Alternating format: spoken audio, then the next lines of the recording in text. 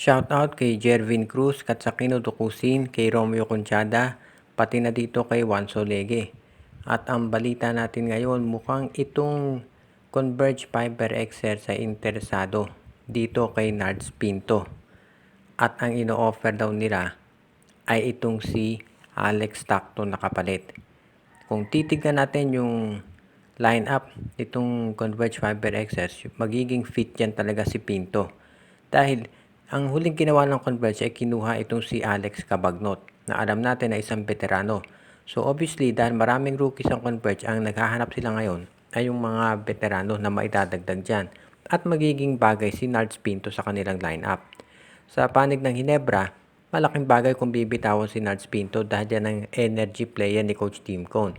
Pero kung si Alex Tacto naman ang kapalit, okay na okay yan. Dahil titignan natin, halos pareho naman na laro itong si Stockton at si Pinto at marami nga magsasabi na mas magaling na offensive player itong si Alex Stockton. So ito makikita natin magandang adjustment na mangyayari kung sakasakali. Ngayon, kung i-offer nga ng Converge itong si Alex Stockton, dapat tanggapin niya ng Hinebra dahil makikinabang naman sila sa ganyang klaseng trade. As it is, itong si Nads Pinto hindi masyado nagkaka-playing time sa Hinebra. At sa tingin ko, lalo na ngayon dahil loaded na yung backcourt ng Hinebra. Si Scottie Thompson mag-a-attend na ng practice. So magiging malamang rotation sa backcourt ng Hinebra si Abarientos at si Stockton plus si LA. At dito sa shooting guard nila si Maverick at si Stephen Holt. So mukhang wala nang lugar talaga dyan. Itong si Nards Pinto. Kung si Stockton makuha ng Hinebra, pwede nila yung ilagay dito sa small forward. Ka-alternate ni Jeremiah Gray. So sa tingin ko yan ang bagay sa Hinebra. Sa panig naman itong si Nards Pinto, sigurado magkaka-playing time yan dito sa Converge Fiber XRs. At sa tingin ko itong trade na to naman ay magiging balanse para sa dalawang nabanggit. Ang San Miguel Beer ngayon ay susubukang kunin itong si Cade Flores mula dito sa Northport Batangpier o kaya itong si William Navarro. Para doon sa mga fans ng San Miguel na nagtataka bakit nananahimik pa rin sila, tumatiming lamang sila. Pero sa ngayon ay ready na raw silang gumawa ng mga moves. Nakita natin ang latest na ginawa ng San Miguel ay nirelease yung kanilang draft pick na si Evan Nava papunta dito sa TNT Tropang Giga. Well, actually wala naman talagang matatawag na pag-alis pag-trade.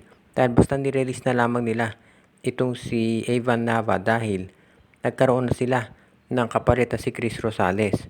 As it is, masasabi natin na itong si Evan Nava, at least magkakaroon siya ng tsansa diyan sa TNT Tropa dahil naghahanap nga sila ng pampalit dito kay Mikey Williams. Well, obviously, ito si Evan Nava, hindi naman Mikey Williams yan.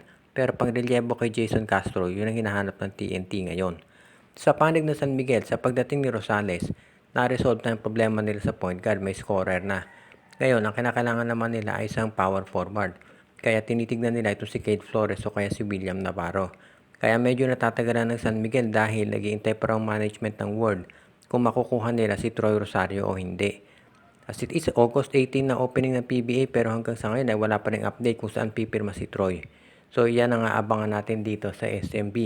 Kung sakaling matuloy ang trade dito para kay William Navarro at Cade Flores, ibig niya sabihin si Troy Rosario nagdesisyon na manatili dito sa Blackwater Bossing. Pero kung si Rosario pupunta sa San Miguel, malamang ito si Navarro stay put muna sa Northport at itong si Cade Flores ang kukunin ng San Miguel bilang backup. So yan muna ang mangyayari ngayon. Titignan din natin kung may iba pang movement na gagawin itong SMB para ma-revamp yung kanilang lineup para sa Governor's Cup.